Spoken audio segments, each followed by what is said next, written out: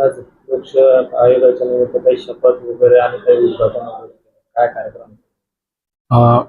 लोकसेवा म्हणजे महाराष्ट्र लोकसेवा हक्क अधिनियम 2015 हा अंमलबजावणी होऊन आज 10 वर्ष पूर्ण झालेत आणि या निमित्तानं पूर्ण महाराष्ट्रभर सेवा हक्क दिवस साजरा केला जातोय। या माध्यमातून महापालिकेमार्फत दिल्या जाणाऱ्या आणि आपण अधिसूचित केलेल्या 70 सेवा या महापालिकेकडून दिल्या जातात। या सेवा देत असताना कायद्यातल्या तरतुदी काय आहेत ते, नागरिकांचे सेवा मिळण्याचा अधिकार आणि जर सेवा विहित कालमर्यादेत नाही मिळाली तर त्यावर अपील असणारी अपीलाची आणि दंडाची तरतूद याविषयीचं थोडंफार एक छोटंसं वर्कशॉप आम्ही नागरिकांच्या कर्मचाऱ्यांना यापूर्वी दिलेलं आहे। आताही थोडं ब्रीफिंग केलं आहे आणि आजच्या दिवशी आपण पाठीमागील वर्षामध्ये ज्यांनी चांगलं उत्कृष्ट काम केलं, उत्कृष्ट सेवा दिली त्या कर्मचाऱ्यांचा गुणगौरव केला। त्याचबरोबर महापालिकेच्या मार्फत QR कोड आपण अवेलेबल करून दिलेत, ज्यामार्फत नागरिकांना त्यांच्या सेवा संदर्भात सेवा मिळण्याचा हक्क आणि त्या संदर्भात ऑनलाईन ॲप्लिकेशन्स करता येतील।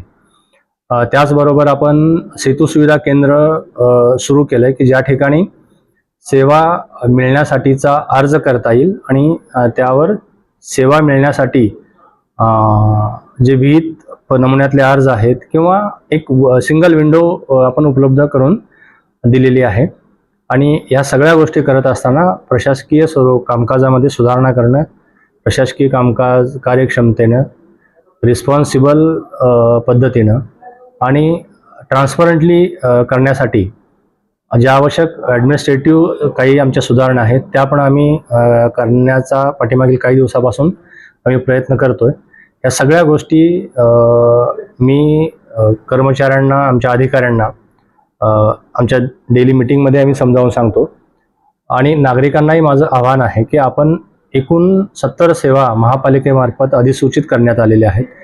या सेवा मिळण्यासाठी जर कोणत्याही स्वरूपाचं सबळ आणि तांत्रिक कारण जर महापालिकेकडे नसेल तर ती सेवा त्या वेळेमध्ये पात्र व्यक्तीला देण्याचा अधिकार तुम्हाला कायद्याने दिलेला आहे। जास्तीत जास्त ज्यांना सेवापासून जर वंचित असाल तर पात्र नागरिकांनी या कायद्याअंतर्गत ॲप्लिकेशन करावीत आणि याच्यामध्ये जर सेवा मिळाली नाही तर प्रथम अपील, द्वितीय अपील किंबहुना या दोन्ही अपीलामध्ये समाधान नाही झालं तर डायरेक्ट थेट सेवा हक्क आयोगाकडेही अपील करण्याची तरतूद आहे। आणि प्रत्येक कर्मचाऱ्याला किंवा जो पदनिर्देशित अधिकारी आहे, डेसिग्नेटेड ऑफिसर आहे, ज्याला ही जबाबदारी देण्यात आलेली आहे, त्याने जर वेळेत नाही सेवा दिली तर त्याच्यावर दंडात्मक स्वरूपाची कार्यवाही करण्याचेही अधिकार या कायद्याअंतर्गत आहेत।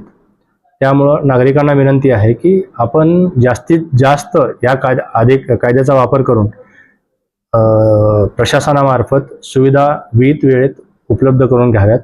काही अडचण असल्यास डायरेक्ट थेट माझ्याशी संपर्क केला तरी त्या सेवा उपलब्ध करून देण्यासाठी महापालिका प्रशासन नेहमीच कटिबद्ध राहणार।